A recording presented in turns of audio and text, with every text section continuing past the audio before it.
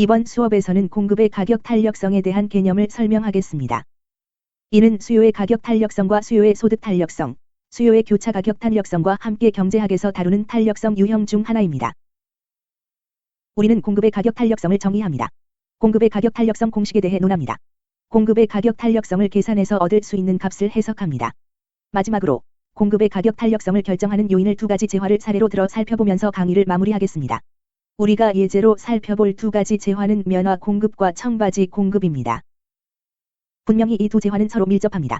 면화는 청바지를 생산하기 위해 사용되는 자원입니다. 그리고 이 두 재화의 특성을 파악하면 주어진 일정 기간에 걸친 가격 변화에 대한 생산자들의 반응성을 결정하는 데 도움이 될 겁니다. 먼저 공급의 가격 탄력성에 대한 정의부터 시작하겠습니다. 공급의 가격 탄력성은 가격 변화에 대한 생산자의 반응성을 측정하는 척도입니다. 그 점에서 가격 변화에 대한 소비자들의 반응성에 초점을 맞춘 수요의 가격 탄력성과 매우 비슷합니다.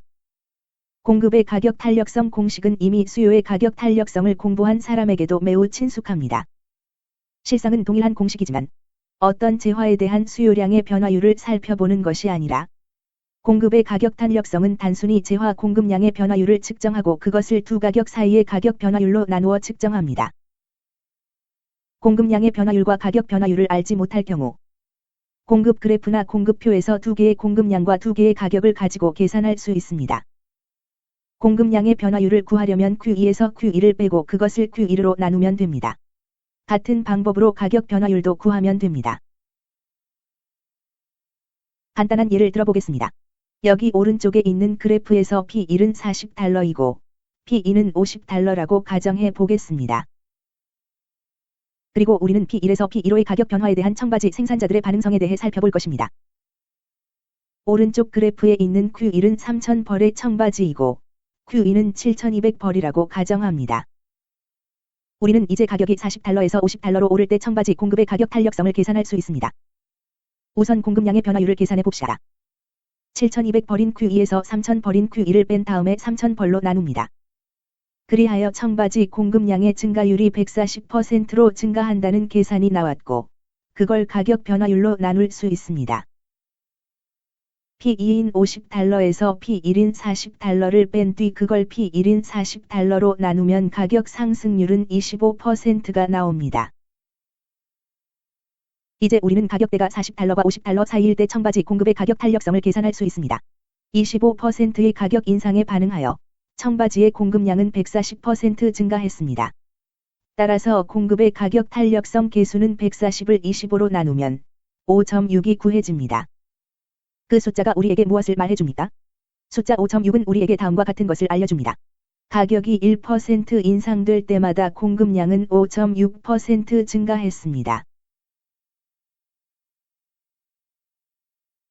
사실 공급의 가격 탄력성 계수가 우리에게 말해주는 것이 바로 그것입니다. 그 계수 값이 무엇이든 간에 가격이 1% 인상될 때마다 공급량이 얼마나 증가할지를 말해줍니다. 물론 만약 재화 가격이 하락한다면 공급량은 감소할 것이고 공급의 가격 탄력성 계수는 가격이 1% 하락할 때마다 공급량이 얼마만큼 감소할지를 우리에게 알려줍니다.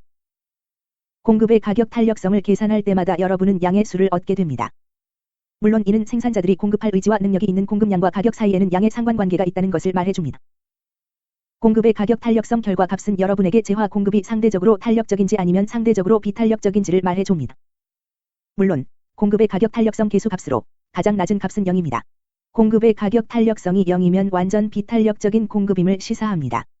가격이 아무리 변해도 공급량의 변화가 없다는 뜻입니다. 공급이 완벽하게 비탄력적인 재화는 매우 드뭅니다. 그러나 그런 게 존재하긴 합니다. 일부 재화는 공급량이 고정된 것들이 있습니다. 예를 들어 축구 경기장의 좌석 공급량은 사람들이 그 좌석에 대해 지불할 용의와 능력과는 상관없이 완전 비탄력적입니다. 적어도 단기적으로는 축구 경기장의 좌석 공급량을 늘릴 수 없습니다. 따라서 축구 경기장의 좌석 수는 티켓 가격과 상관없이 6만 석으로 제한될 수 있습니다. 하지만 대다수 재화의 경우 가격과 수량 사이에는 양의 상관관계가 존재합니다. 따라서 공급의 가격 탄력성 계수는 0보다 큰 값이 됩니다. 여기 있는 값을 살펴봅시다.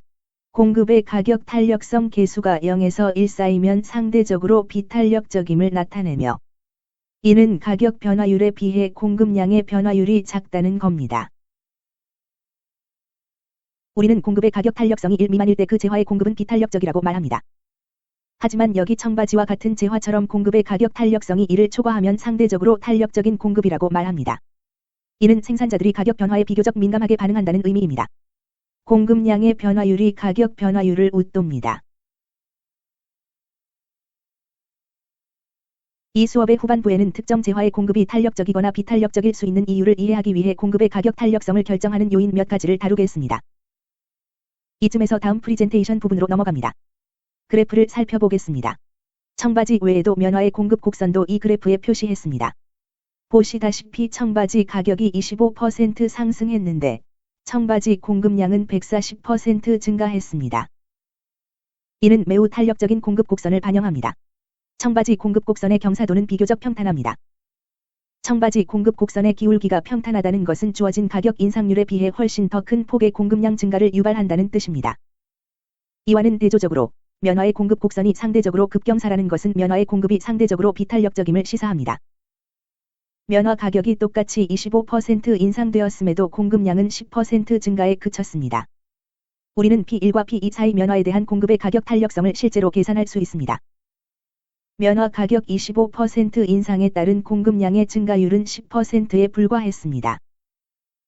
이것은 면화에 대한 공급의 가격 탄력성이 0.4에 불과하지만 면화로 만들어진 청바지에 대한 공급의 가격 탄력성은 5.6으로 훨씬 더 높다는 것을 뜻합니다.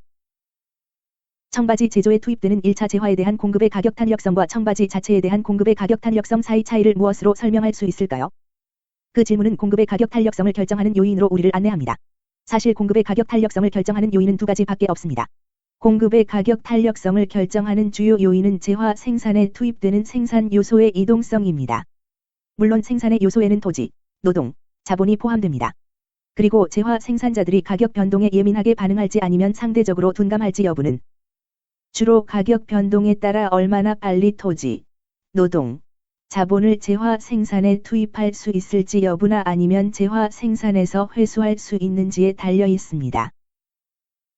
청바지의 경우 필요한 저숙련 노동자와 공장 설비, 목화와 청색 염료와 같은 원자재를 비교적 신속하게 투입할 수 있습니다. 만약 청바지 가격이 25% 오른다면 청바지 제조업체들은 신속하게 생산을 증대하기가 용이합니다. 그러나 면화의 경우는 완전히 다른 얘기입니다.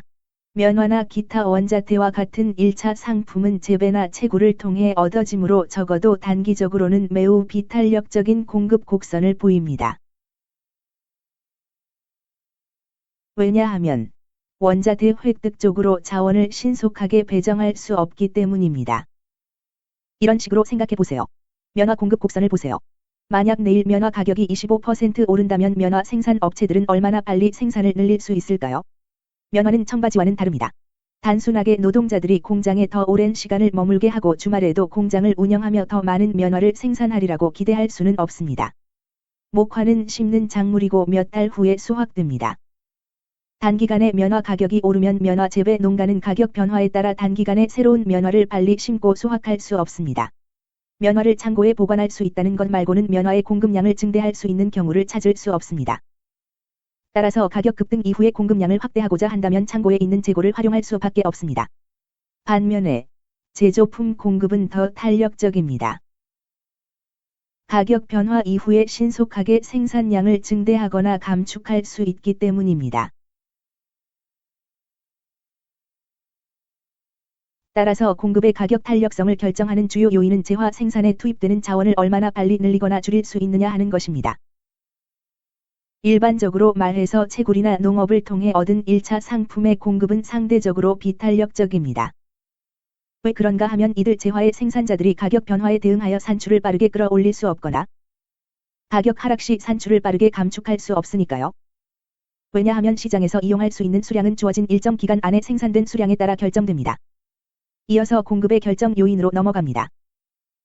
가격 변화 이후 경과된 시간이 더 많을수록 생산자의 대응 능력도 향상됩니다. 물론 이것은 자원의 이동성과 매우 밀접하게 관련되어 있습니다. 가격 변화 이후 더 긴 시간이 주어질수록 생산자의 대응 능력도 향상됩니다. 따라서 공급 곡선이 더 탄력적이 됩니다. 목화 농부들은 새로운 작물을 심을 수 있는 시간이 주어지면 여타 농산물 생산에 투입된 토지를 회수해 면화 재배에 재배정함으로써 가격 변동에 대응할 수 있습니다. 우리 그래프를 다시 살펴보면 25%의 가격 인상 후 일주일 또는 2주간의 면화 공급은 매우 비탄력적일 수 있고 공급량 증가는 10%에 불과할 수 있습니다. 하지만 시간 경과에 따라 면화 공급이 더 탄력적으로 되는 것은 예상 밖의 일이 아닙니다. 가격이 계속 높게 유지된다면 면화 생산업자들은 높은 가격에 대해 잘 반응하게 될 겁니다. 면화 공급 곡선이 SC1과 같은 모습이 될 것으로 예상합니다. SC1은 면화의 장기 공급 곡선을 나타냅니다. 같은 25% 가격 상승에도 이젠 공급량이 더 큰 폭으로 증가하게 됩니다. 생산자들은 더 많은 땅에 면화를 심고 수확해서 그걸 시장에 내놓을 수 있을 겁니다. 가격 변화 이후 주어진 시간으로 보자면 당연히 생산자가 가격 변화에 대응할 시간이 많아질수록 생산자의 대응력이 더 확대될 수 있습니다. 따라서 시간은 공급의 가격 탄력성을 결정하는 주요 요인입니다. 공급의 가격 탄력성을 결정하는 요인을 복기해보면 주로 생산자가 특정 재화의 생산에 얼마나 빨리 자원을 투입하거나 회수할 능력이 있느냐와 관련이 있습니다. 상당한 고가의 자본을 필요로 하는 1차 상품과 여타 재화에 비해 제조품과 기술 재화는 상대적으로 공급의 탄력성이 높은 경향이 있습니다. 예를 들어 전보제트기의 공급을 스마트폰의 공급과 비교한다면 파란색과 녹색 중 어느 것이 일정 기간의 전보제트기의 공급을 나타낸다고 생각합니까? 잠시 생각해보세요. 전보제트기를 생산하려면 매우 고가의 자본이 요구됩니다. 전보제트기 생산은 1년 또는 그 이상 걸릴 수 있습니다. 따라서 전보제트기 생산자는 스마트폰 생산 업체보다 상대적으로 가격 변화에 더 느리게 반응합니다. 스마트폰은 mp3 재생기나 태블릿 컴퓨터와 같은 여타 기술 재화 생산에 사용되는 동일한 공장에서 생산될 수 있습니다. 스마트폰 가격이 상승한다면 스마트폰 생산자가 주어진 일정 기간 안에 전보제트기 생산자보다 가격 인상에 더 빠르게 대응할 겁니다. 하지만 보잉과 에어버스가 가격 변화에 대응할 수 있는 충분한 시간이 주어지면 그들은 단기적으로 스마트폰 생산자들이 할 수 있는 만큼 생산을 늘릴 수 있을 겁니다. 시간의 크기와 자원의 이동성은 공급의 가격 탄력성을 결정하는 주요한 요인이 됩니다. 공급의 가격 탄력성 공식은 수요량이 아닌 공급량을 본다는 걸 빼면 수요의 가격 탄력성과 동일합니다. 그리고 공급의 가격 탄력성을 계산할 때 얻는 값은 0에서 무한대일 수 있습니다. 0의 값은 완벽하게 비탄력적인 공급을 나타냅니다. 무한대의 값은 완벽하게 탄력적인 공급을 나타냅니다. 이것으로 공급의 가격 탄력성에 대한 수업을 마칩니다.